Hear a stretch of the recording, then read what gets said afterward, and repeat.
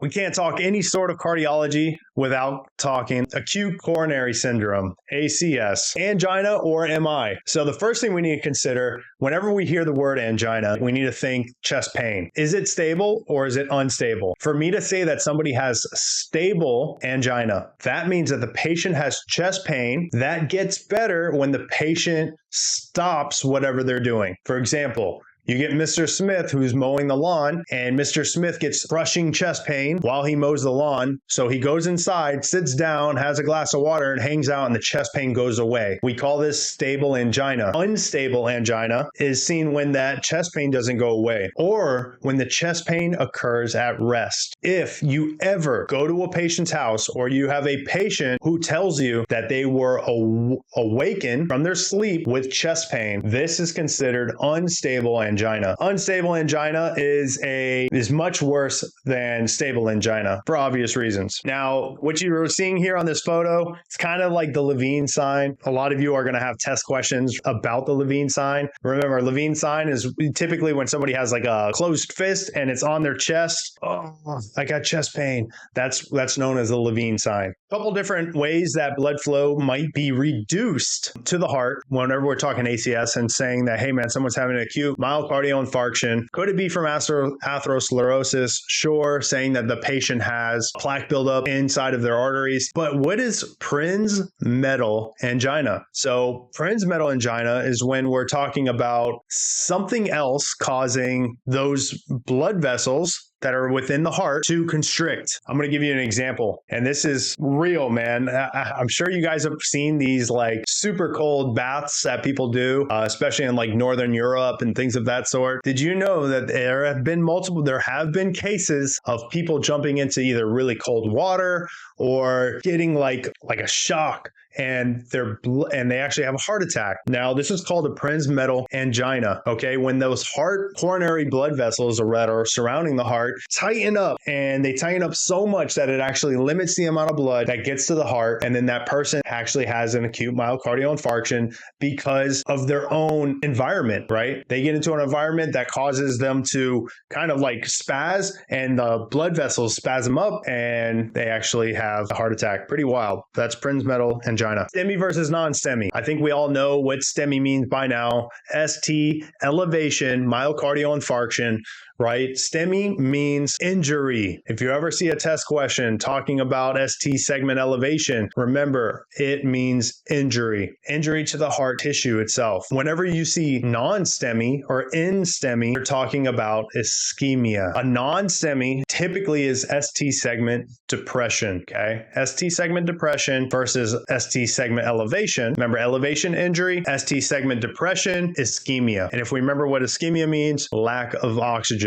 So that there's lack of oxygen that gets to the heart that causes chest pain, which we're going to talk about here in a second. Pathological Q waves. Pathological Q waves is and I know I said I'm not going to talk EKGs, but the fact that we're talking about acute myocardial infarction, have to bring this up just as a reminder. It's one of the two, right? First one, we get a Q wave, remember, at the base of the start of our QRS complex, that is greater than 1/3 the height, the amplitude of that QRS complex. So if I have a positive deflection on my QRS complex and I have a negative Q wave, which is normal, but that negative Q wave is greater than or equal to 1/3 the height of that QRS complex, you're looking at what's known as a pathological Q wave. Another way to determine a pathological Q wave is to see the width or the duration of a Q wave. The Q wave must be wider than 0.04 seconds, bigger than one little block, and it's just a much wider looking Q wave. That's classic for pathological Q wave. Now, of course, you might be wondering, well, Mike, what the hell is a pathological Q wave? All that means is that the patient has history of infarction. So they have tissue that's inside of their heart that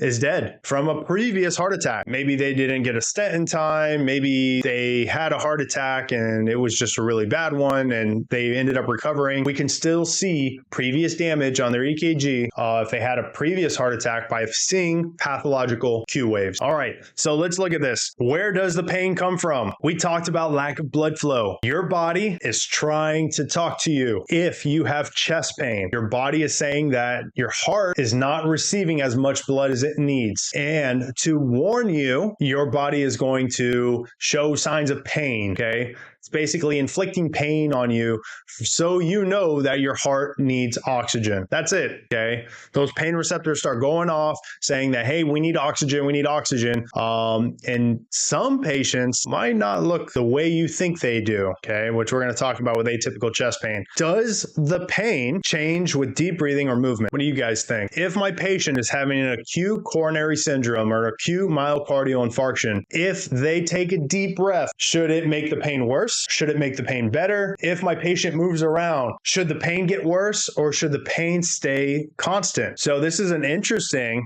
part about acute coronary syndrome and myocardial infarctions that we have to know. If my patient moves or my patient takes a deep breath or you touch their chest, the pain should always remain constant. It shouldn't get worse. It shouldn't get better. The pain remains the same. The reason why we do little tests like this and we say, hey, take a deep breath, or hey, I'm going to push on your chest. Does this hurt anymore? Or hey, what makes the pain feel better or worse? We ask questions like this to try to determine what's going on, right? If my patient says, yeah, it hurts when I take a deep breath. Oh, all right. Now we're talking about pleuritic chest pain. Pleuritic chest pain is sometimes seen in like pneumothorax, right? Could be a lung contusion, could be a lot of other things. But yeah, we have to ask these questions. And remember, if they're having an acute coronary syndrome or a myocardial infarction, the pain should remain constant. Moving or taking deep breaths should not make a difference. How should they present? Now, typically when patients present with an acute myocardial infarction, they're pale and clammy. Not always pale and clammy, but clammy is one of my symptoms that I see a lot, and it makes a big difference. And I'm going to tell you a quick story. One time I had a patient who was the mother of a doctor, an ER doctor. She told us when we got there, yeah, my son's an ER doctor. He knows that I'm having a chest pain, whatever. He wants to talk to you guys on the phone. So, hey, what's going on? My name's Mike, whatever. And he said, hey, I know you're with my mom. Can you please hook up a 12 lead to her? And can you let me know if she's sweating right now? And I said, yeah, she's definitely clammy. And immediately he was just like, okay. Start heading off to the cardiac facility and let me know what you see on the 12 lead. Like, he was immediately, just from hearing that she's sweaty, like the doctor already knew what was going on. And I always tell my mom too, if all of a sudden, if you're just hanging out at rest and you start to get like sweaty and clammy out of nowhere, no reason, you need to take that as a sign. It's not a good sign. Okay. Something's wrong. Unless it's obviously hot as shit in your house, then maybe that might be normal. But if it is not, and it's a normal damn day, you're in the AC and you just start sweating all of a sudden, abnormal, right? And with that, we got to talk about atypical chest pain. 3 patients. If you're taking notes right now, you need to know this. 3 patients will have an atypical chest pain. Atypical chest pain number 1, females. You have no idea how often I come across women that are signal 7, they're dead on arrival, and they have the Gas X, the Pepsid, whatever, by their bed, and they're dead on arrival. So by just looking at that, I already know what happened, right? They were having an MI. They thought they had indigestion because they feel heartburn, or they get acid reflux, or they're just having abdominal pain. So they go lay down in bed, they start popping Tums or other antacids or whatever the case might be, and they just wait. Believe me or not, I see this often, okay? That is atypical chest pain number 1. Atypical chest pain number 2, diabetics.